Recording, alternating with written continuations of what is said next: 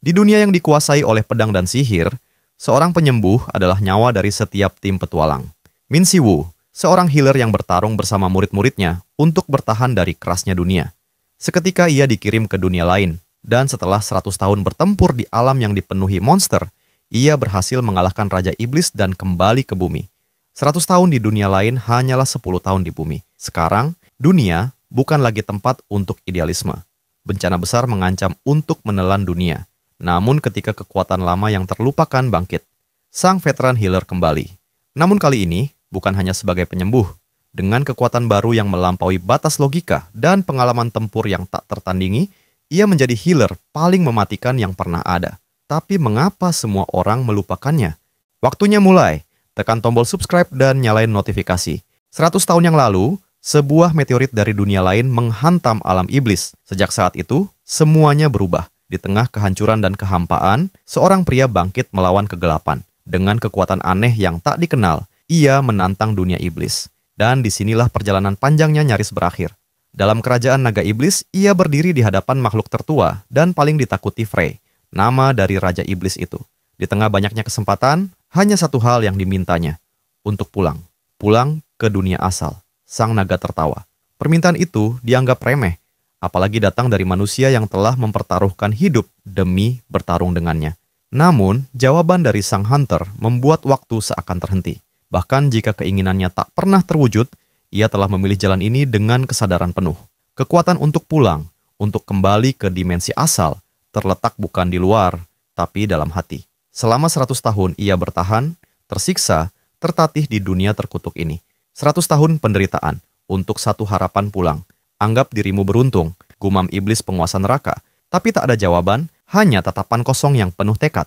Pria itu bersumpah, ia akan mengakhiri keberadaan yang sia-sia ini. Ia mengerahkan seluruh kekuatan. Tubuhnya bergetar hebat. Cahaya menyilaukan memancar dari tubuh. Iblis itu gemetar. Apa cahaya ini? Wajahnya pucat. Luka-luka sang hunter mulai menutup, menyatu, menyembuh dengan kecepatan luar biasa. Frey, iblis yang menyaksikannya, terguncang. Penyembuhan ini bukan sembarangan. Regenerasi yang terlalu cepat untuk dipahami. Tanpa banyak kata, pria itu bersiap. Aku akan mencabut jantungmu, ucapnya dingin. Ia bukan sekadar petarung. Dalam hitungan detik, serangan melesat menembus dada Frey. Secepat kilat, tubuh naga raksasa itu runtuh ke tanah. Getarannya mengguncang bumi. Hunter tipe healer, Min Si Woo, atau biasa dipanggil Mad Dog. Itulah momen saat kristal dimensi muncul. Mad Dog meraihnya, menatap sejenak, lalu menelannya. Cahaya menyelimuti tubuh. Perjalanan pulang dimulai. Akhirnya aku pulang. Pulang untuk menemui murid-muridku, pada adikku, tentu saja ke bumi.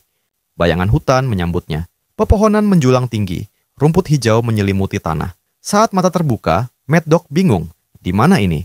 Dengan cepat ia bangkit, berteriak. Hei, parasit!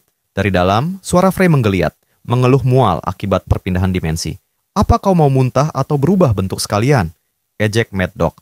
Tapi Frey mengancam, jika berubah, akibatnya tak akan menyenangkan. Diam saja, Mad Dog membentak, lalu menoleh ke sekeliling. Seharusnya ini rumah, tapi kenapa terasa asing? Dialog batin mereka berlanjut. Mad Dog memikirkan aliran mananya. Frey mencibir, menyebut bau Mad Dog seperti pengecut. Tersentak, Mad Dog menuntut penjelasan. Mananya terganggu, lagi. Efek samping perjalanan antar dimensi telah muncul. Kekuatannya lenyap. Pulihlah cepat, ucap Mad Dog tajam. Atau akan kulempar keluar. Frey tahu, terakhir kali ia butuh 100 tahun untuk pulih. Kini, bahkan separuh kemampuannya tak bisa digunakan. Tiba-tiba, teriakan menggema. Seorang gadis berlari ketakutan. Semua temannya tewas. Seekor orc raksasa mengejarnya. Ia berteriak minta tolong, lalu tersandung dan jatuh. Saat mengangkat wajah, hanya sempat berkata, "Ah." Sebuah tangan menghantam orc itu. Tubuh makhluk itu terpental, menghantam pohon. Mad Dog berdiri tenang, seolah tak terjadi apa-apa. Ia tersenyum, lalu bertanya, "Ini, bumi?" Mata gadis itu membelalak. Dengan suara bergetar, ia menjawab, "Ya." Mad Dog melanjutkan bertanya soal Korea. Tahun berapa sekarang? Tapi gadis itu lebih terkejut karena Mad Dog mengalahkan Oerk dengan satu pukulan. Di dunia ini, hanya 10 tahun yang berlalu. Tapi bagi Mad Dog, sudah 100 tahun. Siapa presidennya sekarang? Tanyanya penasaran. Pria besar dengan satu mata. Daeso, jawab si gadis. Presiden? Daeso si brengsek itu? Mad Dog mengerutkan dahi. Nggak ada kandidat yang lebih baik. Mana di dunia ini? Berbeda. Mereka berada di dalam gerbang, atau tepatnya menara pelatihan. Gadis itu memperkenalkan diri, Lilo. Menara pelatihan muncul beberapa tahun lalu, seperti gerbang bagi para hunter. Jika berhasil melewatinya, seorang hunter bisa membangkitkan kemampuan dan mendapat keahlian. Ditambah lagi, semakin tinggi peringkat awakening, semakin bagus guild yang bisa dimasuki. Mad Dog harus membersihkan menara, biasanya butuh 6 hingga 8 minggu. Tapi ada satu orang yang menyelesaikannya dalam 3 minggu. Seorang hunter generasi kedua, Ryu Ji-hwan. Mad Dog hanya menghela napas mendengar cerita itu. Dari kejauhan, seekor troll bertubuh harimau muncul, menatap mereka tajam. Lilo panik, kita harus lari. Tapi Mad Dog hanya menanggapi, 3 minggu itu lama. Troll harimau maju menyeringai. Tak diajarkan di akademi untuk lari saat melihatku. Ejeknya, tapi Mad Dog tidak mundur. Ia tahu, tubuh ini perlu waktu untuk pulih. Tapi musuh tak menunggu. Troll menerjang. Mad Dog menghantamnya balik. Sekali pukul, makhluk itu terlempar jauh, menghantam tanah dengan dentuman keras. Lilo menatap tak percaya. 5 hari, itu sudah cukup, gumam Mad Dog. Di luar menara, suasana mencekam. Seseorang keluar dari menara pelatihan, kata seorang gadis kepada atasannya. Sudah hampir 8 minggu. Tapi orang ini tak tercatat dalam daftar awal, jelas Min Si-jun. Dari mana dia masuk? Kekacauan terjadi di luar gerbang pelatihan. Min Si-jun menatap foto yang dikirim. Setetes keringat menetes dari pelipis. Ketakutan dan keterkejutan melintas di matanya. Seakan tidak asing dengan foto itu. Di tempat lain, Mad Dog menatap Lilo. Kau serius mau ikut denganku? Lilo seakan tak percaya. Mad Dog bisa menyelesaikan menara pelatihan dalam 5 hari. Mad Dog bisa merasakan kekuatannya perlahan kembali. Pertarungan ini, entah bagaimana, justru membangkitkan energi dalam dirinya. Ia menghitung statistik, menganalisis kompatibilitas skill. Pelatihan telah selesai. Tak bisa diukur. Senyum kecil keluar dari wajah Mad Dog. Seketika, gerbang mulai terbuka. Mad Dog melangkah keluar, Lilo berteriak, ayo pergi keluar bersama. Di sisi lain gerbang, di luar menara, terlihat sekelompok orang berkumpul di kejauhan. Ada apa ini? Gerbang memang terbuka, tapi kelihatannya ada masalah. Ujar seorang pria asing, memicingkan mata. Suara-suara terdengar dari berbagai arah. Saya ingat wajah cantik ini. Dia ada di daftar peserta. Ujar seorang pemimpin regu. Ia mulai mendekat ke arah Mad Dog dan Lilo. Orang-orang muncul dari gerbang, namun wajah-wajah itu tidak terdaftar dalam sistem. Mad Dog mulai menganalisis. Matanya menatap tajam pria kurus berpenampilan lusuh itu, yang berjalan dengan percaya diri. Dia menaklukkan menara dan keluar tanpa satu luka pun. Tapi tampilannya seperti cacing. Mustahil. Tapi dia punya skill bagus. Hei, minggir, biar aku yang urus, kata pria itu. Siapa kau? Dan kenapa namamu tak tercatat di jurnal? Tanya pria itu. Aku tidak masuk lewat gerbang utama, jawab Mad Dog datar. Kalau kau masuk lewat gerbang, kau juga harus keluar dari situ, ucapnya sambil tertawa meremehkan. Tak sopan pada orang yang lebih tua. Ia menempelkan jari telunjuk di dahi Mad Dog. Hei, kepala batu. Tatapan acuh tak acuh dari Mad Dog membuat darah pria itu mendidih. Kalau tak mau mati, jelaskan dirimu. Dan berhenti menatapku seperti, mulutmu bau, potong Mad Dog sambil tersenyum sinis. Tutup saja mulutmu. Tarik napas dalam-dalam. Kau, bangsat. Pria itu mengangkat tangannya, mencoba memukul. Namun Mad Dog tak bergeming. Seakan angin lewat, ia berdiri tanpa gentar. Senyum tipisnya terus menghina. Aku bilang tutup mulut, desis Mad Dog. Atau kau bahkan tak dengar ucapanku? Pasangan yang berdiri menonton adegan itu membeku. Sang gadis berteriak, apa-apaan ini? Suara keras terdengar. Pria itu jatuh dengan benjolan besar di kepalanya. Tubuh Mad Dog menghilang dari pandangan. Pasangan itu masih terpaku, membicarakan Mad Dog yang barusan muncul, melanggar protokol, lalu menghilang begitu saja. Kita butuh rekaman CCTV. Harus jelas. Sudah kami siapkan, ujar staf. Diskusi dimulai. Dalam hitungan detik, pria tak dikenal itu mengalahkan 5 pemburu, sekaligus dan lenyap, tanpa bekas. Tim kebingungan, apakah dia seorang hunter atau hanya bergerak terlalu cepat untuk ditangkap kamera? Semuanya aneh. Gumam salah satu dari mereka, menggenggam foto Mad Dog. Dia bahkan belum meninggalkan menara dan sudah mengalahkan orang. Cepat umumkan, perintah atasan. Mad Dog tak berniat bertarung, tapi ia sempat memperingatkan bahwa siapapun yang mengejarnya adalah orang-orang Min Si-jun. Min Si-jun sendiri, yang baru muncul, terlihat termenung. Pertanyaan itu terus mengganggu pikirannya, di mana Mad Dog selama ini. Lilo menyapa Min Si-jun. Kau yang keluar dari menara pelatihan barusan ya? Tanya Min Si-jun. Iya, sebenarnya aku tidak melakukan apa-apa. Orang yang keluar bersamaku, dia menyelesaikan semuanya. Min Si-jun berkata, kau melampaui ekspektasi. Gerbang yang kau lewati lebih cepat. dan kau memperoleh skill A-rank. Aku tak yakin itu bagus atau buruk. Bagaimanapun juga ada skill A-rank yang muncul, balas Lilo. Kami belum melakukan penilaian akhir, tapi lebih baik mengamankannya lebih dulu. Min Si-jun bertanya, bagaimana kalau kau menandatangani kontrak dengan guild kami? Dengan Empire, sambung Lilo dengan mata membara. Itu akan menjadi kehormatan. Tiba-tiba, teriakan terdengar dari kejauhan. Kalian menyebut diri Empire, tapi kelakuan lebih buruk dari bandit. Wajah Min Si-jun menegang. Jaga mulutmu, balasnya dingin. Oh, maaf, kupikir aku sudah memilih kata dengan hati-hati, ejek Ryu. Ternyata tetap menyinggungmu ya. Guildmaster White Leon muncul, menambahkan, sepertinya aku kalah telak. Asosiasi memanggil semua orang. Tim keamanan disapu bersih. Semuanya karena satu orang tak terdaftar. Seseorang yang bahkan belum keluar menara. Sudah terlibat perkelahian, ucap Ryu. Choi tetap pada kebijakan, cari Mad Dog. Karena kemungkinan besar dia punya skill awakening kelas atas. Dia bisa jadi talenta peringkat atas. Permainan pun dimulai. Taruhan diumumkan. Siapapun yang menemukannya lebih dulu, dia yang menang. Tak masalah kalau cara yang dipakai sedikit aneh, ucap Ryu dengan senyum licik. Min Si-jun hanya menatap kosong. Semua orang akan bergerak sendiri. Choi mengingatkan, kalau ada yang menemukan sosok Awakened ini, beritahu. Lilo, pikirkan baik-baik tawaran ini. Ia menyerahkan kartu nama. Ryu melangkah pergi, penuh percaya diri. Begitu kutemukan dia, akan kupastikan semua orang tahu.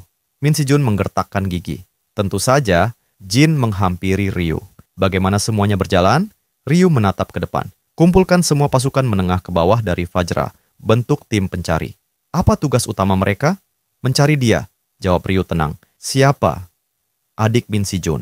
Mad Dog melangkah masuk ke bangunan tua itu. Setelah 10 tahun kembali ke bumi, tempat pertama yang ia cari adalah kedai kecil yang hanya menjual ayam goreng. Aroma ayam goreng yang panas dan berminyak menyambut, menguar dari dapur terbuka yang sibuk. Kau harus coba ini untuk mengerti kenapa aku langsung ke sini, ucapnya pada iblis yang berdiri di belakang. Saat gigitannya yang pertama menghantam lapisan kulit ayam yang renyah, matanya sejenak terpejam. Tangan kanan mengoyak potongan berikutnya, tangan kiri menahan piring agar tak bergeser. Kedua pipinya menggembung, mulut sibuk tanpa henti. Sang iblis memperhatikan dengan tatapan tercengang. Tak habis pikir, bagaimana kawannya sanggup bertahan seabad tanpa rasa ini. Setelah makan, mereka keluar ke jalanan sempit yang diselimuti bayangan gedung tua. Baru beberapa langkah, iblis bertanya, "Kemana kita?" Mad Dog terdiam sejenak, menoleh perlahan ke kanan. "Pulang," jawabnya pendek. "Ini rumahmu?" tanya iblis. "Ya." Tangan Mad Dog menyentuh gagang pintu, dingin dan berkarat, lalu membukanya pelan. Ruangan gelap menyambut. Udara lembab menyelusup ke tulang. Cahaya matahari dari luar menyinari rumah tak berpenghuni itu. Pandangannya terpaku pada ruang makan. Dalam bayangan, seorang ayah duduk membaca koran. Seorang ibu memanggil anak-anaknya sambil menyajikan makanan. Mad Dog kecil berlari riang menyambut. Sangat terasa kehangatan masa lalu di benak Mad Dog. Tapi kini, hanya kehancuran dan sunyi yang tersisa. Sarang laba-laba menggantung dari langit-langit, barang-barang berserakan. Ia termenung sesaat setelah bayangan masa lalunya muncul, lalu duduk di lantai berdebu, tangannya masuk ke saku. Dingin, sunyi. Wajah orang tuanya tak lagi tergambar dalam benak. Katanya, lupa adalah anugerah Tuhan. Tapi bagi Mad Dog, itu kutukan. 100 tahun di alam iblis, pertarungan tak berkesudahan di dunia asing mengikis kemanusiaan. Waktu berhenti, hati membatu, jiwa menipis. Ia takut bukan pada kematian, tapi pada hilangnya ingatan. Hanya kenangan yang membuatnya bertahan. Adik laki-laki, para murid. Bukan sekadar nostalgia, melainkan obsesi, keterikatan. Itulah yang mengikatnya pada hidup. Ia berdiri, meninggalkan ruang penuh bayang-bayang, lalu melangkah keluar. Saat menjejakkan kaki kembali di bawah langit, pikirannya melayang pada murid-muridnya. Apakah mereka tumbuh kuat? Apakah sang adik masih hidup? Namun suara keras menghentikan langkah. "Hei, akhirnya ketemu juga." Suara berat terdengar dari atas atap. Seorang pria tinggi berdiri di sana. "Bert, pemburu peringkat C dari Fadra. Kami sudah lama mencarimu sejak insiden di menara," teriaknya. Mad Dog menatap tajam, tak sedikit pun gentar. "Haruskah aku merasa kasihan?" Bert menggeram. "Kau tak dengar kami dari Fadra." "Aku tidak peduli dari mana kau datang," jawab Mad Dog, tak bergerak. "Kau akan merangkak di tanah ini. Itu pun masih terlalu terhormat." Mad Dog menyeringai. "Bahkan gorila bisa jadi pemburu sekarang, dunia ini makin aneh." Aura sihir Bert mulai melonjak liar. Tubuhnya mengilap, udara di sekitarnya bergetar. Dalam sekejap, Bert melesat seperti peluru. Sebuah pukulan keras menghantam punggung Mad Dog. Suara batu pecah bergema saat tubuhnya menghantam dinding. Serpihan tembok berterbangan. Mad Dog jatuh ke lantai, telentang, matanya menatap langit. Bert berdiri sambil mengangkat tangan berbalut knuckle duster. Siapa yang kau sebut gorila? Hah! Dari sela debu, suara-suara muncul. Hajar lagi. Bikin dia nggak bisa bangkit. Namun di mata Mad Dog, muncul panel transparan. Skill ditemukan, lighting flash. Efek, meningkatkan kecepatan tubuh lebih dari 2 kali lipat. Kalau tubuhmu tahan, kau bisa bergerak lebih cepat lagi, kata iblis. Mau diserap? Mad Dog bangkit perlahan. Debu jatuh dari bahunya. Oke, detik berikutnya, tubuhnya menghilang. Dalam satu kilatan, ia sudah berada di belakang Bert. Tinju menghantam sisi wajah Bert dari bawah ke atas, membuat pria itu terlempar dan terputar di udara. Wajahnya menghantam tanah, terseret beberapa meter. Lumpur dan pasir menempel di kulitnya. Kerumunan musuh membeku, mulut mereka terbuka. Angin berembus kencang saat Mad Dog mengangkat satu tangan. Devour Predator. Segel berbentuk lingkaran terbentuk di bawah tubuh Bert, lalu menghisap aura darinya. Skill berhasil diserap. Lumayan, tapi rasanya kalah jauh dibanding ayam. Iblis berseloroh. Senang karena kemampuan itu bekerja di bumi. Seketika bawahan Bert geram, dan anggota Bert yang lain langsung menyerbu secara bersamaan. Tanpa pikir panjang, Mad Dog langsung memakai skill yang baru diserapnya. Musuh seketika berhamburan di udara. Seorang pria bersenjatakan belati melesat dari kanan. Mad Dog memutar tubuh, menghindar sepersekian detik sebelum pisau menyentuh kulit. Ia menangkap pergelangan tangan lawan, menariknya ke depan, dan menghantam perut pria itu dengan lutut. Suara napas tercekat terdengar saat tubuh lawan tertekuk, lalu roboh. Mad Dog mengambil pisau dari tanah. Matanya menajam. Ia menebas ke arah 2 penyerang lain, gerakannya cepat dan presisi. Suara logam beradu terdengar. Salah satu lawan mundur, terhuyung.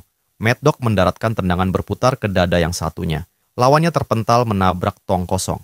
Seorang pemuda tersisa. Napasnya memburu. Mad Dog menempelkan ujung pisau ke lehernya, tapi saat hendak mengeksekusi, tatapannya membeku. Tubuhnya gemetar sedikit, kepalanya menoleh ke arah belakang, mata melebar, seakan terkejut melihat orang yang ada di belakangnya. Setetes keringat jatuh dari pelipisnya. Min Si-jun, wajah itu.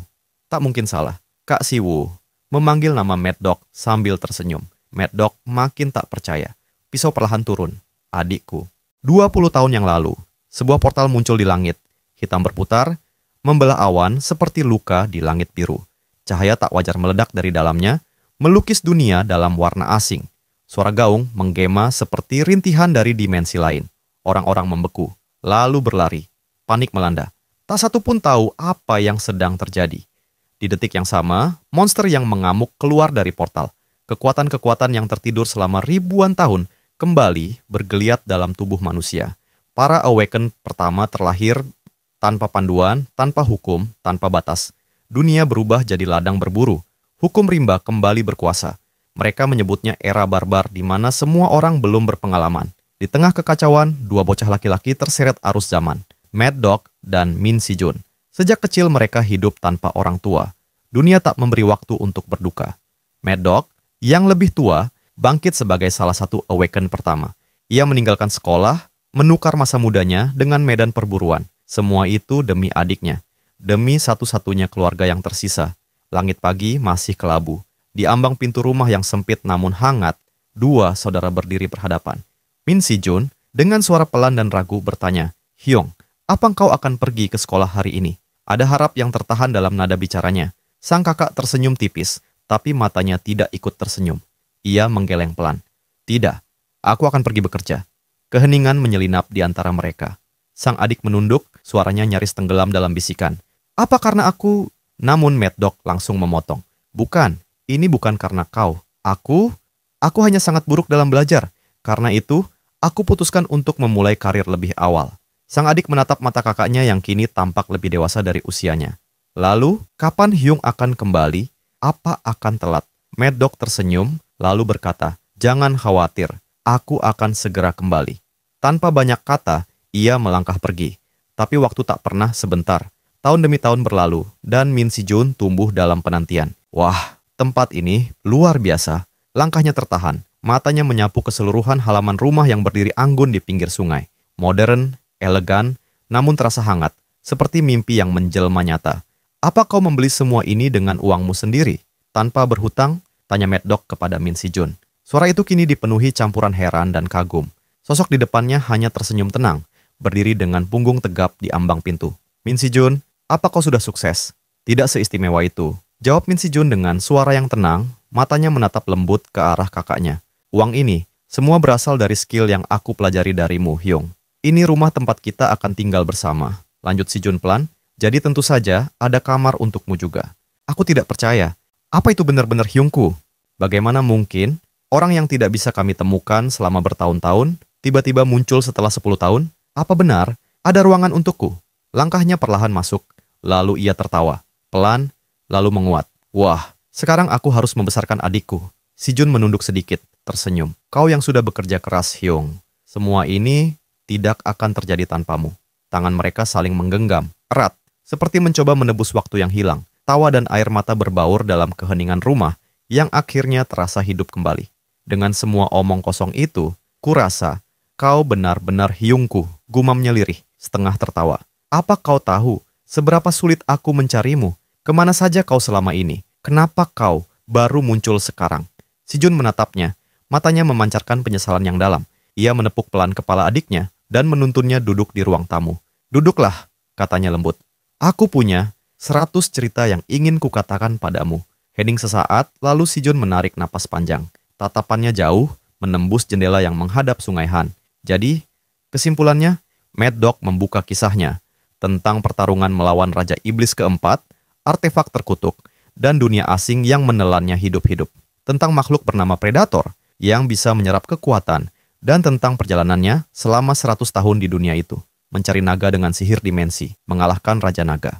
Pulang, tapi tak sendiri. Makhluk itu ikut denganku. Dia tinggal dalam tubuhku sekarang. Min Si Jun mundur sedikit. Kau kerasukan?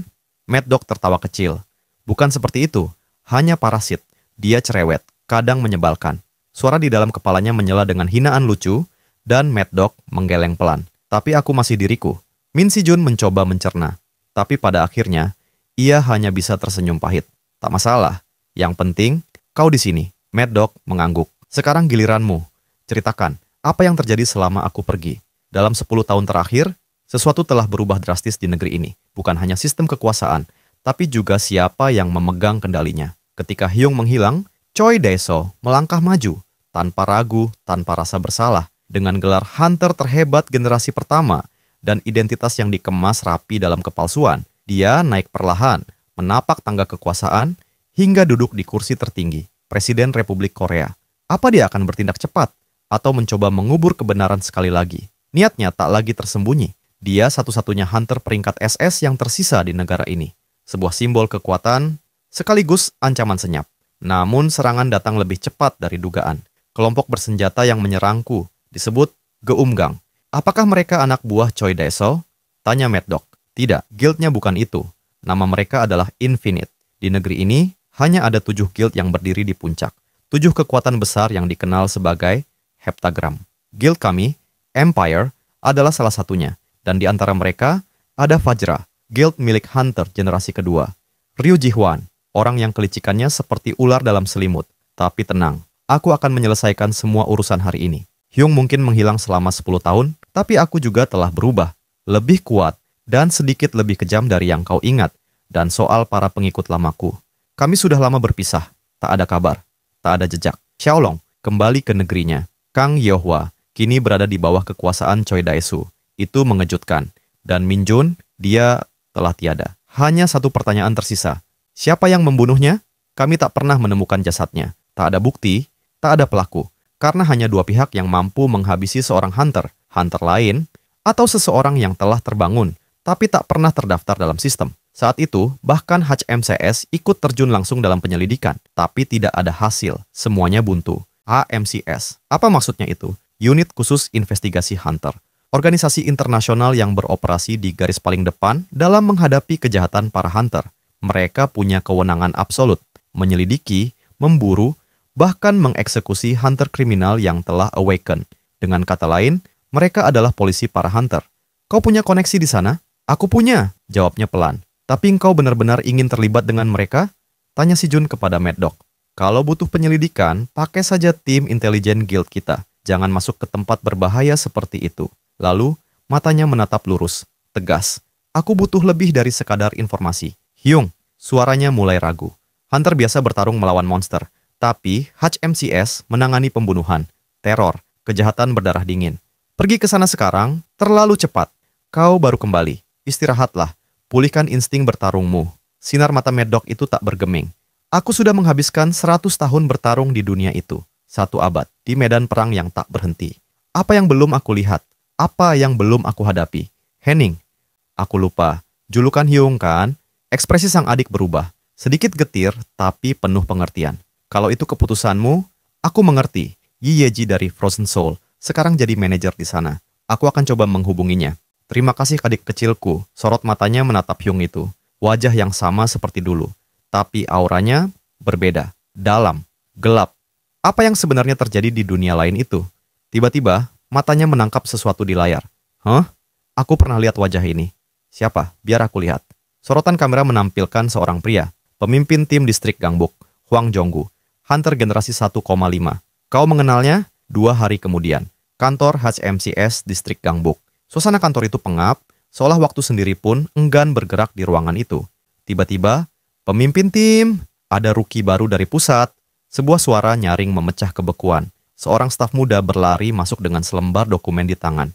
Apa? Lagi-lagi anak rumah kaca itu, bentak pria paruh baya di meja utama. Otaknya pasti sudah membusuk. Zamanku dulu, sebelum berangkat misi, kami menulis surat wasiat duluan. Suaranya meninggi, diiringi gelak getir, dan suara kenangan yang terlalu pahit untuk diceritakan. Ia mengoceh tentang masa lalu, tentang luka, tentang seorang healer yang pernah menyelamatkannya dari kematian dan pergi lebih dulu. Suara-suara di kantor perlahan memudar. Sampai akhirnya, kenapa mengganti namamu? Itu membingungkan orang. Tanya Mad Dog, apakah kau masih ingat aku? Sang penyelamatmu. Seketika wajah Yezi terbelangak dan berkata, Hunter Min Siwoo. Komandan itu masih mengingatnya seolah baru terjadi kemarin.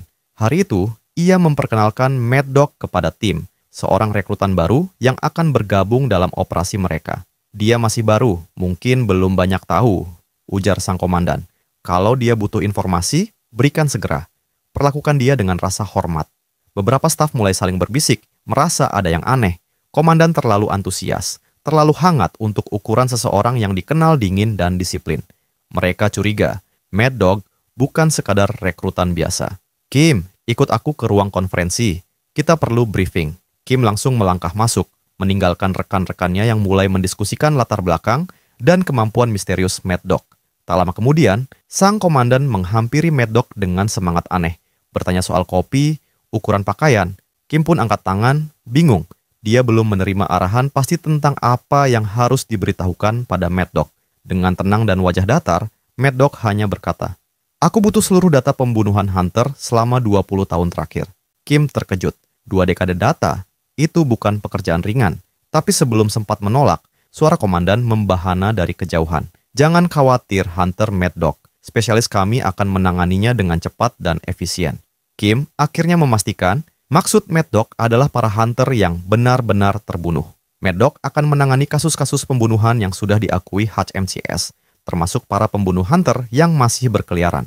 Dalam benaknya, mustahil membunuh seorang Awaken, kecuali si pembunuh juga sekuat mereka. Tangan Mad Dog mencengkeram cangkir hingga hancur. Jika mereka berhasil membunuh Min Jun, pelakunya pasti bukan orang sembarangan. Misi menemukan pembunuh menjadi prioritas. Kemana datanya dikirim? Tanya Kim. Langsung ke ponselku, jawab Mad Dog. Tiba-tiba, seorang asisten masuk dengan wajah tegang. Permintaan bantuan polisi. Perang wilayah pecah. Ada keterlibatan geng. Komandan mengernyit, mencoba meremehkan. Paling juga bandit kelas bawah.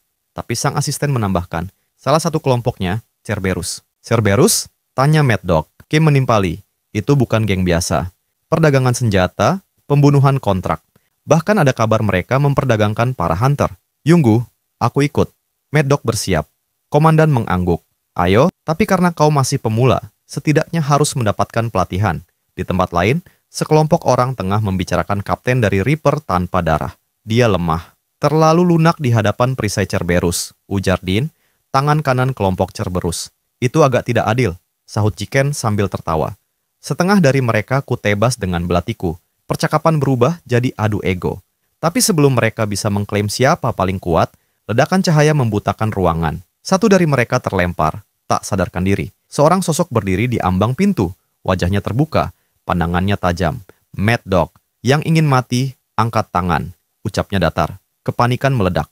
Michael tak mengerti mengapa HMCS bisa datang secepat ini. Salah satu anggota yang sempat terlempar berusaha bangkit dan menyerang.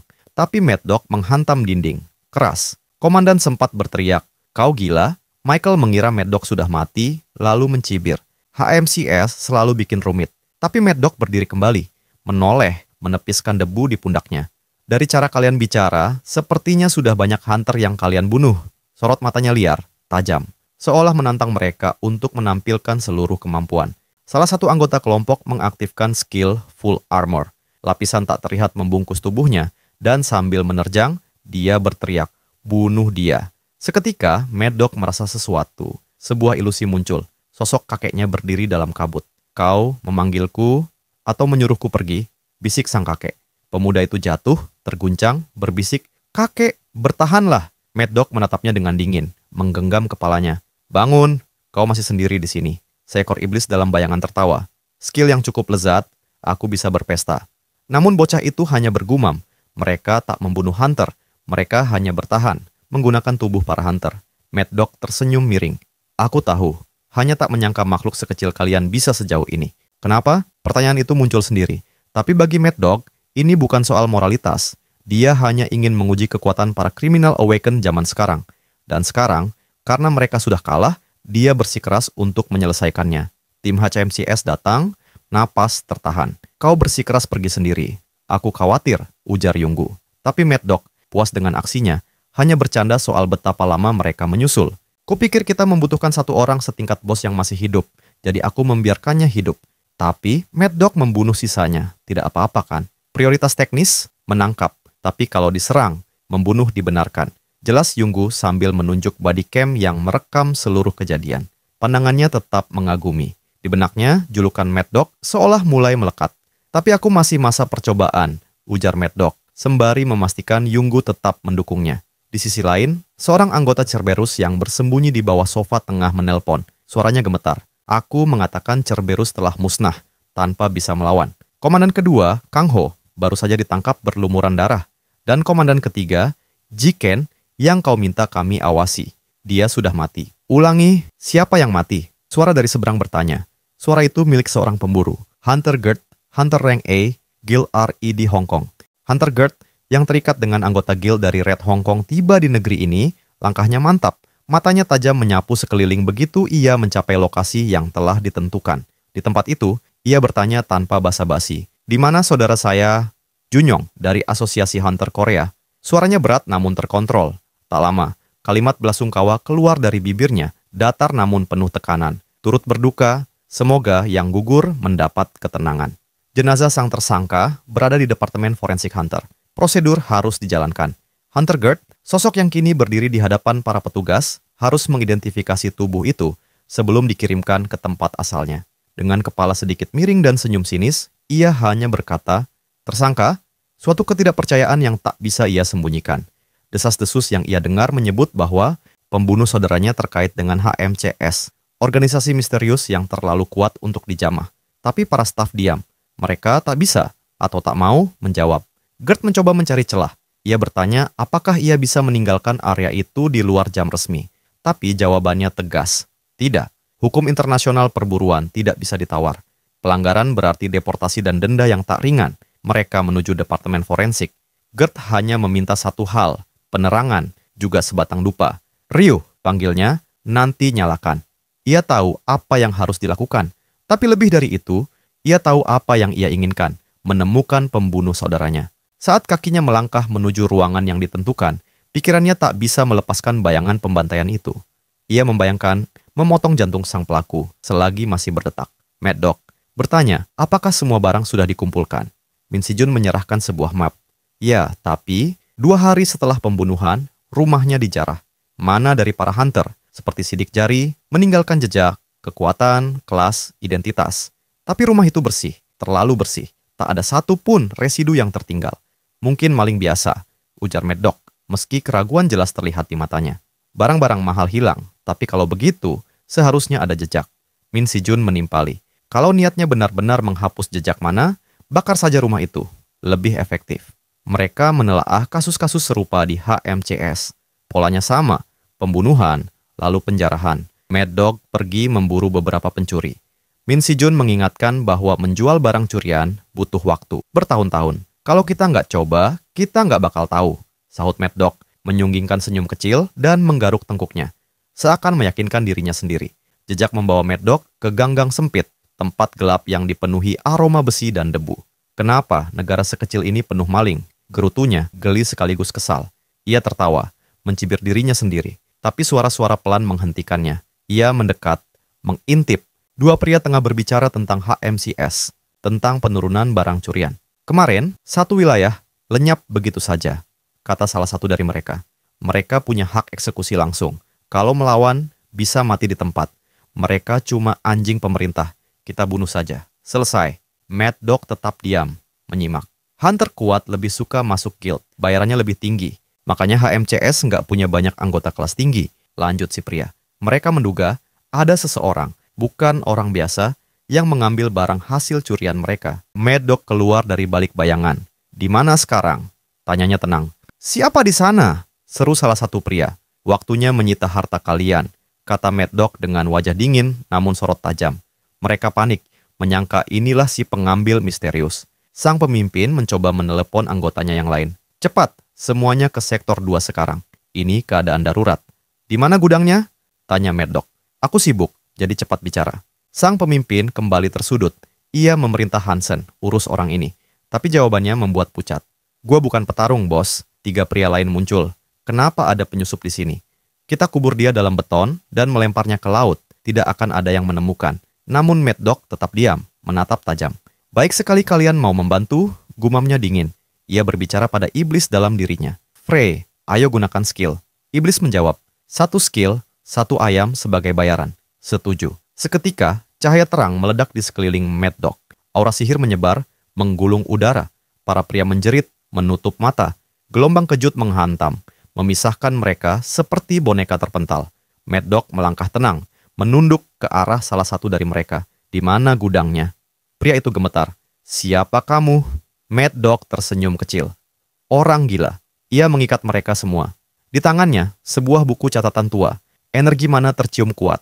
Ini milik Min Jun, dan dilindungi sistem keamanan berbasis mana. Hanya sang pemilik yang bisa membukanya. Mad Dog hendak menelpon. Frey berkata, buku itu nggak bisa dibuka. Tapi Mad Dog tak peduli. Yang kubutuhkan bukan bukunya, tapi mana di dalamnya. Ia bicara ke Byung-gu. Ini aku, bawa mobil. Ada sekelompok kriminal terbangun di sini. Bersihkan semuanya. Setelah menutup telepon, Mad Dog bergumam. Sekarang, aku harus pergi ke suatu tempat. Sebuah zona netral. Di tengah medan tempur, tempat teknik bawah tanah dan kemampuan aneh diperjualbelikan. Pasar rahasia para hunter. Di satu sisi lain, seorang gadis cantik dengan rambut panjang sedang membolak-balik kartu. Tangan lembutnya berhenti pada satu. Senyum tipis muncul di wajahnya. Sepertinya, kita kedatangan tamu yang menarik. Langkah kaki Mad Dog menggema di jalanan yang ramai. Kota itu tampak sama seperti 10 tahun lalu. Ada yang berubah.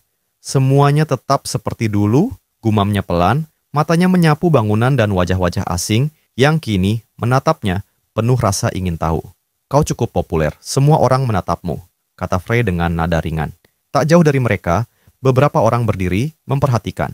Seperti biasa, sang iblis muncul, menawarkan kemampuan untuk melahap salah satunya. Karena akan sangat disayangkan jika keterampilan yang luar biasa hanya terbuang sia-sia. Tapi Mad Dog tidak menanggapi perkataannya. Tiba-tiba, sebuah tangan menyentuh pagar. Suara lembut memecah kesunyian. Sudah lama tak bertemu, kata Kim Yong. Sosok yang muncul dari balik cahaya, keindahannya nyaris tak masuk akal. Masuklah, aku sudah menunggumu. 10 tahun berlalu, tapi kau tak berubah. Mad Dog tersenyum. Kau juga. Kim Yong memandangnya dengan rasa ingin tahu yang membara, bertanya kemana Mad Dog menghilang selama ini, dan mengapa tak sekalipun ia mengirim kabar. Tapi Mad Dog hanya menyerahkan sebuah buku catatan dan menolak bercerita. Terlalu panjang. Lebih baik kita bandingkan sihir saja, ujarnya. Kau masih langsung ke pokok pembicaraan. Baiklah aku juga menikmatinya, ujar wanita itu. Tanpa basa-basi, Mad Dog menarik sebilah pisau ke telapak tangannya. Darah mengalir, menetes ke dalam gelas. Mana itu digunakan lewat kemampuan atau sihir. Mengembalikannya ke bentuk awal hampir mustahil. Layaknya memisahkan air dan rempah-rempah dari kari yang telah matang. Namun bagi Kim Yong, dengan kemampuannya, hacking mana itu bukan hal mustahil. Setelah semua ritual selesai, Kim Yong menenggak isi gelas itu. Aksi terlarang, kekuatan yang melanggar hukum alam. Tak heran, kemampuan seperti ini sering dianggap kriminal. Dengan tenang, ia menggoreskan pisaunya, menyelesaikan ritual. Darah segar, murni, seolah kehidupan itu sendiri menari di lidahnya. Terima kasih atas pujiannya, ujar Mad Dog, lalu menggenggam tangan sahabat lamanya dan menyembuhkan luka itu. Ia berpamitan. Misterius sekali, gumam Kim Yong saat Mad Dog berlalu. Kenapa kau gugup hari ini? Tanya Mad Dog pada Frey. Karena kau dan wanita itu, tempat ini bikin bulu kuduku berdiri, jawab sang iblis. Hanya sedikit goresan, balas Mad Dog. Langkahnya berhenti di depan Institut Penelitian Sejarah Kuno. Inilah tempat Min Jun dibunuh, katanya. Min Si Jun membelinya, sekarang jadi miliknya. Frey menggerutu, kemanapun kau melangkah, itu pelanggaran. Mad Dog hanya menunduk malu. Gedung ini milik Guild Kekaisaran.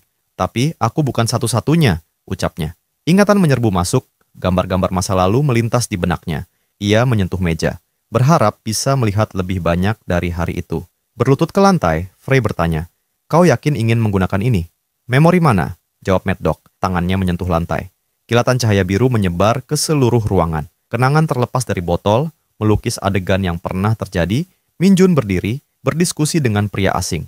Tangannya terangkat, memberi isyarat agar pria itu tidak mendekat. Cadangan manaku terlalu kecil, aku tak bisa melihat jelas, keluh Frey. Bukan soal cadangan, jawab Mad Dog. Memori mana tak menunjukkan pikiran, hanya emosi. Ia mengingat, Min Jun bukan pemburu lemah. Jika semua ini dilakukan oleh satu orang dalam waktu singkat, maka si pembunuh sangatlah kuat. Saat Mad Dog mendekat, Min Jun terlihat mencoba mengatakan sesuatu, namun tak mampu. Perintah, pikir Mad Dog. Sosok berkerudung, wajahnya samar. Sekilas, cahaya di matanya menyala. Taring tajam, perban melilit kepalanya. Sebuah siluet kecil terbentuk, mencoba mengingat fitur wajah. VIP tertinggi, seseorang di atas sana, gumam Mad Dog. Min Jun bukan hanya peneliti, dia bagian dari organisasi. Kau baik-baik saja? Tanya iblis. Di dunia iblis, kau terus memikirkan muridmu, juga saudaramu. Bahkan setelah 100 tahun, kau tak melupakan mereka. Dan hal pertama yang kau lakukan saat kembali ke bumi adalah mencari mereka. Sekarang, kau menyaksikan sendiri kematian seorang murid. Siapa yang akan baik-baik saja setelah itu? Apa hatimu terbuat dari baja? Perbendaharaan kata-katamu makin menarik, ucap Mad Dog pelan sambil mengambil botol mana itu. Emosi terlalu kuat, entah kau menahannya atau kau tak mampu menunjukkannya, balas sang iblis. Aku baik-baik saja, jawab Mad Dog. Mad Dog, ya? Suara baru muncul. Seorang pria bertopeng mengusap kepalanya. Kemana saja kau? Terlalu banyak masalah. Tapi sudahlah. Ayo ikut. Seseorang ingin bertemu denganmu. Mad Dog memasukkan botol itu ke sakunya. Kau cukup berani untuk bertingkah seperti ini, padahal ada 6 tikus di sekitarmu. Pria bertopeng itu mendengus. Itu justru membuat segalanya lebih mudah. Kau punya 2 pilihan. Pertama, ikut secara damai dan kami akan mengikatmu. Kedua, kau melawan, berdarah-darah, dan tetap kami bawa. Mad Dog mengangkat tangan. Aku lebih suka diikat secara damai. Ikat dia sekarang. Dalam sekejap, pria itu terbelah 2 oleh satu tebasan tangan Mad Dog. Sebenarnya, aku lebih suka pilihan yang berdarah. Tambahnya, Frey tertawa dengan lelucon cabul khasnya. Wajah pria bertopeng itu berubah menjadi amarah yang membara. Matanya menyala, mencoba mencerna apa yang baru saja terjadi. Satu orang berlari ke arah Mad Dog, yang lain menunggu. Namun dari bayangan, seseorang muncul. Gert, aku yang akan mengurusnya. Dia mangsaku, katanya. Manis sekali, Mad Dog tersenyum. Tangan itu membesar 2 kali lipat. Anggota HMCS Hunter Min Siwo. Itu kamu, tanya Gert dengan nada getir. Jiken dari Cerberus adalah saudaraku. Kau yang membunuhnya. Mad Dog menatapnya tenang. Saudara ya, entahlah. Tapi, apa kau menanyakan nama sampah sebelum membuangnya? Wajah Gert berubah. Bukan hanya marah, tapi kebencian yang membakar habis hatinya. Pikirannya penuh dendam. Ia membayangkan 1000 cara untuk membalas kematian saudaranya. Ia menjejak lantai sekuat tenaga, hingga lantai itu retak dan pecah. Bagaikan anak panah terlepas dari busur, tubuhnya melesat ke arah Mad Dog. Tangan kanan dihentakkan ke depan, siap menghantam. Namun detik itu juga, sesuatu meleset dari rencana. Mad Dog mengangkat tangannya. Sebuah perisai kuning terang muncul di udara, menahan serangan. Senyuman tipis muncul di bibirnya. Lumayan, rank A ya, katanya dengan percaya diri. Tatapannya penuh tantangan. Tubuh mereka bertubrukan. Ledakan cahaya yang menyilaukan membuncah di antara mereka, menyebar ke segala penjuru. Energinya menimbulkan pusaran cahaya dan suara, menggetarkan bangunan, tercermin di mata para penonton yang menahan napas. "Apa kalian hanya berdiri? Bantu kami!" teriak salah satu anggota tim. Panik, Mad Dog menoleh dan menjawab tegas, "Aku tidak akan biarkan kalian ikut campur." Seketika kilat menyambar, dentuman menggelegar memekakkan telinga. Cahaya terang menyapu ruangan, seakan ruang itu tercabik oleh kekuatan luar biasa. Mad Dog tertawa kecil. Sudah lama ia tak merasa sehidup ini. Matanya menyala, senyumnya percaya diri. Seorang anggota tim terhempas ke dinding, matanya bingung. "Apa-apaan orang ini?" gumamnya. Yang lain berdiri terpaku, alisnya naik tak percaya. Seorang healer, dengan skill percepatan, Mad Dog mencengkeram rahangnya. "Belum pernah aku melihat seorang hunter mengamati gerakan musuh sepresisi ini," pikir Gert. Ia merenung seberapa luas sebenarnya pandangan Mad Dog. Sederhana dari luar, namun mungkin itu hanya topeng. Mad Dog mencengkeram leher lawannya. "Kau sepertinya salah akan sesuatu," ucapnya pelan. "Jika kejahatan tercatat, pelaku harus dihukum. Baik anak saudara atau kenalan, itu tak penting." Genggamannya menguat. "Kalian adalah kriminal yang sudah awaken, maka kau akan mati oleh tanganku." Bicara soal keadilan, keadilan untuk warga kota yang dilukai saudaramu, itu yang seharusnya kau pikirkan. Gert mengertakkan gigi. "Omong kosong, kau pikir semua kriminal pantas mati? Kau bahkan tak tahu bagaimana hidup saudaraku." Suara Gert bergetar. Ia bicara soal masa kecilnya, kelaparan, perjuangan. "Kau seenaknya menilai seakan punya hak mutlak. Kau tidak tahu apa-apa tentang kami." Tangannya terbakar. "Bayar itu dengan nyawamu." Mad Dog tahu ia tak bisa menangkis serangan itu. Ia memanggil kekuatan iblis dalam dirinya. Tapi, kekuatannya sudah terkuras. Ia merasakan mana mengering. "Untuk terakhir kalinya, bantu aku, setelah ini kau bisa istirahat," bisiknya. Sebuah segel menyala di udara saat tangannya terangkat. Gert berhenti, terpaku. "Penghancur," gumamnya tak percaya. Anggotanya dari belakang, terduduk dan menggeleng tak percaya. "Ini gila, dia bisa menetralkan skill rank. Lupakan soal balas dendam," katanya. "Kita dalam masalah besar." Mad Dog berjalan mendekat. "Jangan paksa aku menjadi sentimental. Banyak yang mengalami hal yang sama dengan saudaramu, tapi tak berubah menjadi bajingan." Sebuah tendangan menyilaukan menabrak Gert. Tubuhnya terlempar jauh. Teriakan tim terdengar.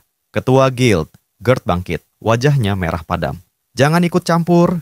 Dalam kepalanya hanya satu hal. Seorang healer tak punya banyak stamina. Ia hanya perlu membuat Mad Dog kehabisan mana. Tapi Gert tidak mundur. Ia bersiap dengan skillnya lagi yang lebih terkonsentrasi. Tapi seketika Mad Dog melompat menghindari serangan itu. Menggenggam rambut Gert, berkata, "Jangan gunakan skill itu," lalu ia menghantamkan lutut ke wajahnya. "Gedung ini akan runtuh karena kemampuanmu. Siapkah kau tanggung jawab, kriminal sialan?" Kedua tubuh itu kembali melesat, seperti komet saling berbenturan di udara. Cahaya, api, dan sihir memenuhi ruangan, menghentikan waktu sejenak. Mad Dog melompat ke udara. Ia mengevaluasi situasi dengan cepat. Gert yakin menang, mempersiapkan serangan berikutnya. "Ikat dia!" teriak Gert. Gert menatapnya bingung. "Tadi kau bilang jangan ikut campur, lalu kau bilang lakukanlah, yang mana harus kuikuti." Mad Dog memperhatikan setiap gerak. Matanya menyala. Ia masih punya kesempatan. Gert menerjang seperti kilat. "Tubuhmu akan meledak. Kau takkan bisa pulih." Namun Mad Dog menghancurkan rantai sihir itu dengan kekuatannya. "Selamat, kau dan saudaramu yang menjadi kriminal akan bersama." Mad Dog mengangkat tangan, menggunakan skillnya. Tubuh Gert melengkung kesakitan. Kulitnya kering, ototnya melemah, wajahnya mengerikan seperti mumi. Anggotanya panik, berteriak, apakah itu merupakan skill seorang healer? Mad Dog hanya tersenyum. "Aku bukan sekadar penyembuh. Skill pertamaku bukan menyembuhkan, tapi mengendalikan kehidupan itu sendiri. Ini sihir roh kehidupan." Ia berjalan menuju lawan berikutnya, "Kau selanjutnya." Orang itu langsung jatuh dan panik. Kemudian Mad Dog menamparnya.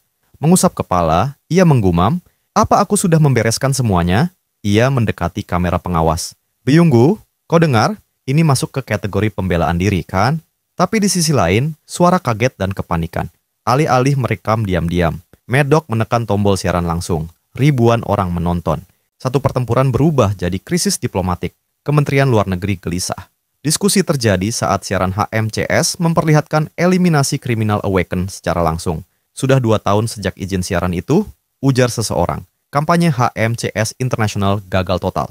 Ceritanya kacau, tapi kenapa bakat selevel itu bergabung dengan HMCS? Yang paling penting, orang yang terbunuh dalam siaran langsung ini adalah hunter tamu dari Guild Red Hong Kong. Video itu asli, tidak ada hukum yang dilanggar. Tapi meski begitu, suara pintu terbuka. Seorang pria masuk, jasnya rapi. "Maaf telah membuat kalian menunggu," katanya. Presiden Choi Dae-so. Dan ia sangat tertarik dengan apa yang sedang terjadi. Beberapa hari kemudian, di kantin guild yang dikenal sebagai kafetaria, tempat makan elit dengan aroma rempah-rempah dan kaldu panas yang menggoda selera sejak pintu dibuka.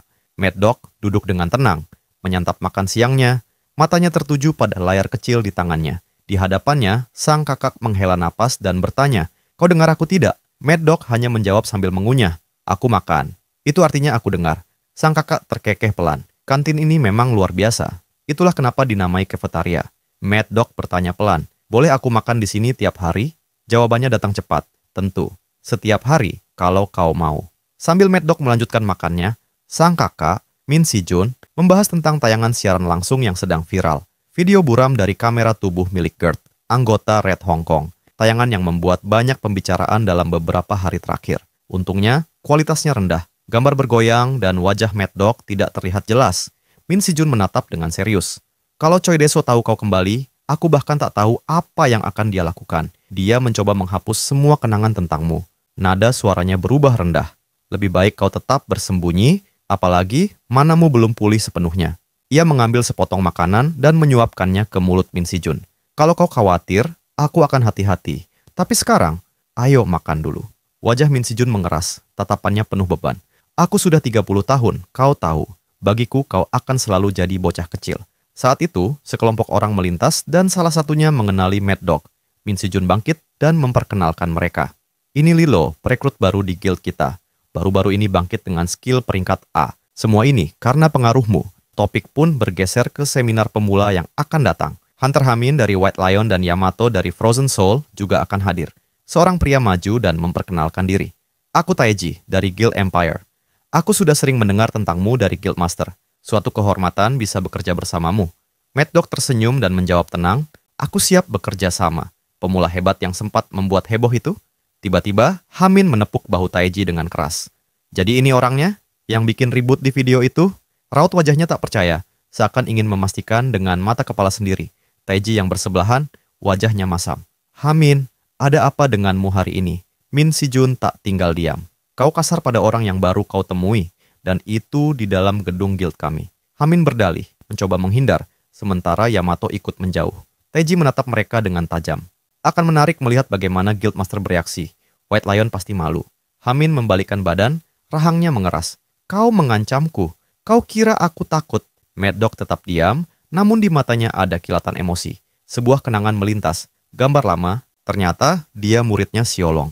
Mad Dog menepuk meja, berdiri dan menatap Hamin. "Cukup, kalau kalian ingin membuktikan kemampuan, temui aku langsung. Jangan cuma mengeluh soal guild. Dan tolong, sampaikan salam pada gurumu. Semoga ia mengajarimu sesuatu selain tingkah tak sopan." Orang ini beraninya menyebut guruku? Kalau bukan karena di dalam guild lain, sudah kuhajar dia. Hamin menerjang kursi, meluapkan emosinya, dan Taeji mencoba menghentikan.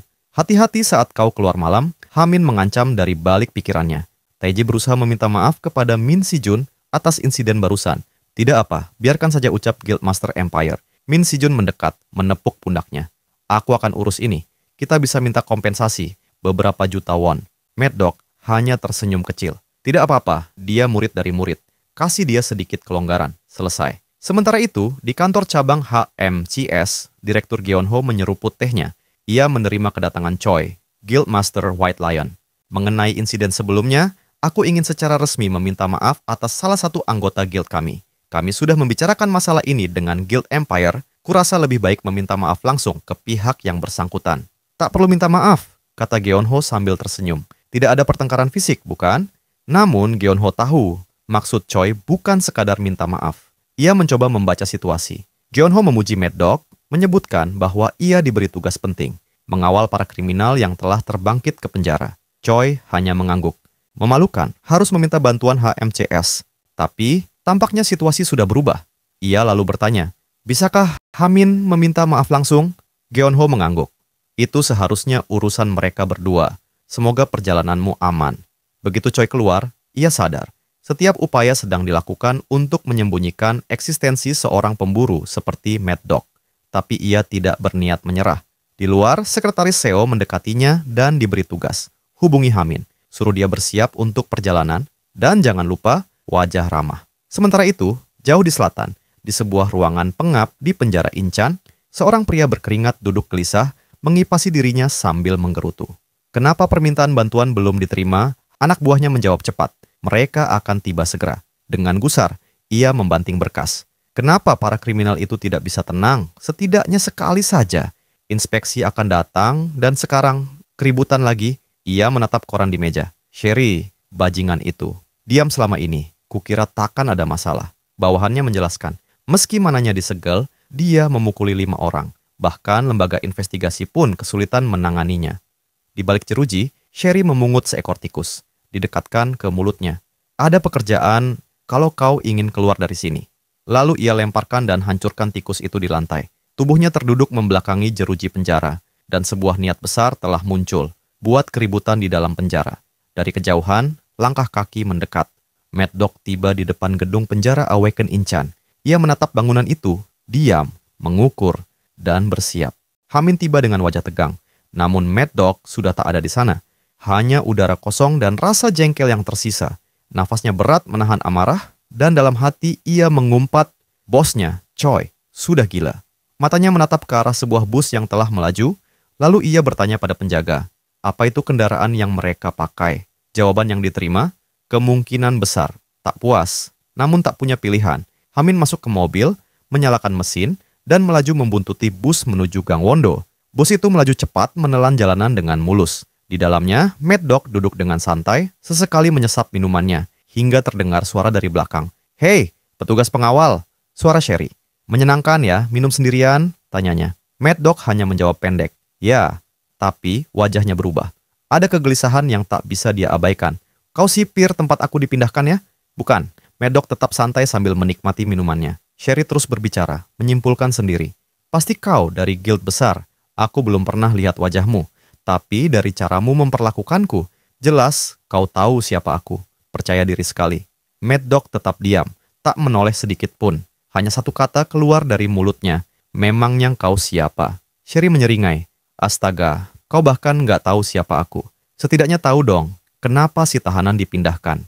Mad Dog melirik sekilas. Karena kau cerewet. Sherry hanya tertawa dan mulai membual. Katanya, borgol di tangannya itu hasil dari membantai 5 kriminal awakened. Semua jadi bubur darah. Kau sadar kenapa aku diangkut pakai transportasi biasa? Tanyanya, nada suaranya menyimpan ancaman. Kau akan mati. Dan tiba-tiba, ledakan mengguncang bus. Kendaraan itu terlempar ke udara. Api dan logam terpelintir. Di antara asap dan puing, muncul sosok tua dan seorang bocah. Dari dalam bus, Sherry menghempaskan pintu dengan satu pukulan. Orang tua gila, kau pikir aku bakal mati? Bentaknya. Tapi yang tua itu hanya terkekeh. Aku kira serigala abu-abu tak akan mati hanya begitu saja. Ia memandangi Sherry dari ujung rambut sampai ke ujung kaki. Meski sekarang, kau cuma seperti anak anjing yang terikat tali. Pak tua mendesis. Petugas yang bersamaku di bus, dia mati? Jelas, jawab Sherry. Kena pukulan di pelipis saat ledakan. Di dekat kaca, tangan berdarah Mad Dog tergeletak. Anak muda itu mulai membuka borgol, namun Sherry mendesaknya dengan kasar. Si bocah menegur, kalau kau tak mau pergelangan tanganmu putus, jangan bergerak. Teknik rekayasa mana itu? Rumit. Akhirnya borgol pun bisa terlepas. Sherry mengerang kesal. Kukira aku bakal mati menunggu. Anak itu hanya menjawab, berlebihan, baru beberapa bulan kau di penjara. Dari kejauhan, suara teriakan menggema. Hamin, jangan bergerak, dasar bajingan kriminal. Ia muncul dengan langkah berat dan penuh amarah. Kenapa kalian harus memilih jalan seperti ini? Kalian pasti menyebabkan insiden. Hamin berkata dalam pikirannya, dengan luka-luka yang dia alami, jelas tak ada yang istimewa dari Sherry ini. Ketua Choi benar tidak peduli dengan orang lain. Hamin menegakkan badan dan menyilangkan tangan. Kalian dari organisasi mana? Bocah itu mengenali wajahnya. Tapi bocah itu heran kapan Hamin mulai mengikuti mereka. Tidak ada lagi hunter yang terdeteksi di dekat sini. Ujar Pak Tua. Sherry tampak senang. Akhirnya bisa meregangkan tubuhnya. Cukup bisik-bisiknya. Teriak Hamin sambil maju. Wajahnya mendidih. Kau sungguh ingin tahu? Kau akan mati juga. Jawab Sherry. Dan dalam sekejap, tubuhnya berubah menjadi serigala raksasa. Seorang awakened heteromorphic. Hamin mengamati perubahan itu. Bahkan jika berubah, dia pasti bisa kembali ke bentuk manusia jika aku bisa mengalahkannya. Hamin memakai skillnya, seketika api merah menyala dari tubuh Hamin. Ia menyerang. Keterampilan kelas A meningkatkan kecepatan serangan, tapi segera sadar. Perisai lawannya terlalu kuat. Sherry hanya menyeringai, menahan pukulan tanpa gentar. Bocah itu tahu, temannya sedang menahan sakit. Si tua hanya berkata pelan, "Kita tak bisa lama di sini. Habisi dia." Bocah itu mengangkat tangan, mengaktifkan kemampuan. Ular 10 kepala. Ular-ular menyembur dari tanah, menyerang dari segala arah. Hamin mencoba menghindar, namun tak bisa. Tubuhnya dibelit kuat. Sherry mendekat dan menghantamnya. Hamin jatuh. "Kau cuma manja karena hidup di dalam guild besar," ejek Sherry. Hamin terluka dan terbaring, menggerutu 3 lawan 1, dan kalian sok hebat. Sherry menendangnya. "Dasar pengecut, menunggu bantuan." Si tua mulai gelisah. "Cepat, habisi dia. Tidak ada waktu lagi?" Sherry mengangkat tangannya. Ada kata-kata terakhir. Ia siap menghabisi. "Sialan, di tempat seperti ini," kata Hamin yang terpojok. Namun sebelum pukulan itu mendarat, batu raksasa mencuat dari tanah, meledak ke atas dan menghantam mereka bertiga, melempar tubuh-tubuh itu jauh. Suara berat menggema di antara debu dan puing. "Menyerah itu bodoh. Gurumu pasti tak pernah mengajarimu itu." Hamin membeku. Mustahil. Sosok itu. Mad Dog, hidup? Butuh waktu lama bagiku untuk mengetahui cara kerja benda yang menempel di tubuhku ini. Tak mungkin. Jelas-jelas aku sudah menghancurkan tengkoraknya. Ujar Sherry, si bocah pun sudah mati. Pak tua itu tak lagi merasakan aliran mananya. Ini bukan skill biasa. Hamin berteriak, "Kau bukan tandingan mereka, Mad Dog. Kita tunggu saja bantuan." Tapi suara Mad Dog memotong, dingin dan tegas. "Kalian menyerang petugas pengawal, membebaskan kriminal Awaken, menghancurkan kendaraan, mencoba membunuh hunter tak bersalah, dan mengganggu waktu minum kopiku. Berdasarkan keputusan Departemen Perburuan HMCS, kalian bertiga ditetapkan sebagai kriminal, ditangkap di tempat kejadian, dan kalian semua akan mati di sini." Mad Dog berdiri di depan Hamin. "Hei, murid Siolong, berbaringlah dan perhatikan baik-baik. Ashura, ini bukan hanya teknik memukul." Dari sisi lain, Sherry menerjang masuk, mengincar Mad Dog secara frontal. Tapi serangannya justru dibalikkan, dengan satu pukulan menusuk yang membuatnya terlempar sejauh datangnya. Teknik itu bukan sembarangan, itu adalah teknik guruku. Untuk membuat daging menjadi lunak, darah harus dikeluarkan lebih dulu. Seketika, cahaya nuklir menyilaukan meledak di tengah medan. Mad Dog menghindar dari serangan tembok petir, sesuatu yang tampak mustahil. Penggunaan ganda dengan alat terkutuk.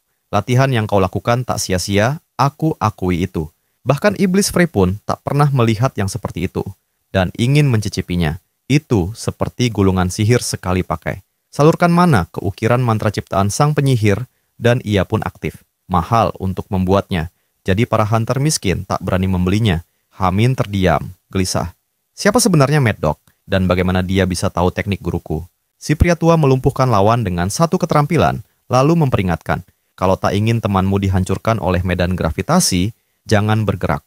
Ternyata, saat Mad Dog menghajar temannya hingga nyaris mati, sang tetua itu diam-diam telah mengaktifkan tekniknya, lalu mulai mengancam. Dia tawarkan kesepakatan, "Biar kami pergi dari sini.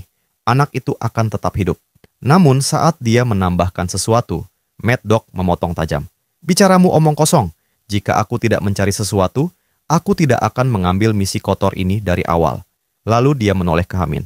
"Dia bisa menahan pukulan, kan?" "Mana bisa?" jawab Hamin emosi. Si tua itu terkejut. "Apa kalian berdua tak di pihak yang sama? Satu-satunya yang berpihak pada seseorang adalah kalian, para hunter pembunuh. Kalian juga membawa alat-alat canggih, mempunyai koneksi dalam penjara. Siapa yang kalian layani?" Mad Dog bertanya. "Kau menyadari semua itu. Sebenarnya siapa kau? Apa yang kau inginkan?" tanya si tua, lalu melemparkan mantra lain. Mad Dog mengulangi pertanyaannya. Tapi sebelum Pak Tua sempat bergerak, Mad Dog langsung memicu gelombang kejut yang melesat sebelum ia sempat menyadarinya. Seketika alat terkutuk Pak Tua mengalami kelebihan muatan dengan teknik berbasis petir lainnya. "Manusia biasa tak mungkin bisa melakukan hal itu," ujar Pak Tua. "Pemulihan 40% dari kekuatan awalnya. Pemanasan yang tepat memberikan hasil di luar dugaan." Mad Dog berteriak, "Orang tua, berhenti buang waktumu. Di usiamu, kau tak bisa menyia-nyiakan sisa yang kau punya. Meski mereka bagian dari organisasi, mereka takkan membuka mulut semudah itu. Siapapun yang terikat sumpah diam dan menyegel sumpah itu dengan mananya sendiri akan jadi target eksekusi lambat jika membocorkan rahasia." Sherry mulai siuman. Ia batuk, lalu berdiri perlahan. Si tua itu terlihat lega. "Apakah kau takut mati?" Mad Dog tertawa. Cahaya hijau terang menyelimuti Mad Dog. Ia berjalan perlahan mendekat dengan mantra dan ancaman kematian di benaknya. Si tua itu menunjuk ke arah serigala di sampingnya. "Lakukan tugasmu yang terkutuk itu." Sherry kembali menyerang Hamin. Tapi tak terjadi apa-apa. Hamin membalas, melempar sang serigala menjauh. Kekuatannya telah kembali. Keseimbangan pulih. Mereka berdiri, bersiap keseruan, baru saja dimulai. Thousand Wind Slash, mantra elemen angin yang memanipulasi aliran atmosfer. Mad Dog mengangkat lawannya ke udara, mempertahankan mereka beberapa saat, lalu berjalan mendekati si tua, mencekiknya, dan bertanya dengan dingin. Bagaimana rasanya? Ia mengangkat tubuh si tua. Rasakan kematian. Berapa lama kau butuh untuk mulai bicara? Ternyata, sekali saja tak cukup. Si tua hanya mengerang, bertanya, siapa kau sebenarnya? Hamin hanya berdiri, menyaksikan kegilaan itu dari pinggir arena. Mad Dog menyembuhkan mereka, tepat sebelum mereka mati. Sebuah ironi yang menyakitkan, karena kadang lebih baik mati seketika. Untuk ketiga kalinya, Mad Dog bertanya, siapa bos kalian? Mereka merintih, memohon ampun. Sherry membuka suara, dan satu nama disebut, Bestia. Mad Dog menghentikan sihirnya. Matanya menyipit, senyuman perlahan muncul di wajahnya. Ternyata Bestia. Si tua itu akhirnya yakin. Dari sorot matanya, ia tahu. Ia sedang berhadapan dengan legenda. Salah satu dari 3 yang hilang. Min Siwoo, yang mempunyai julukan Mad Dog, si anjing gila. Kini, semua sudah mulai bicara. Saatnya beralih ke percakapan sesungguhnya. Mad Dog menunjukkan sebuah fragmen, potongan kenangan dari Black Mamba. Lalu bertanya dengan tenang, kalian kenal dia?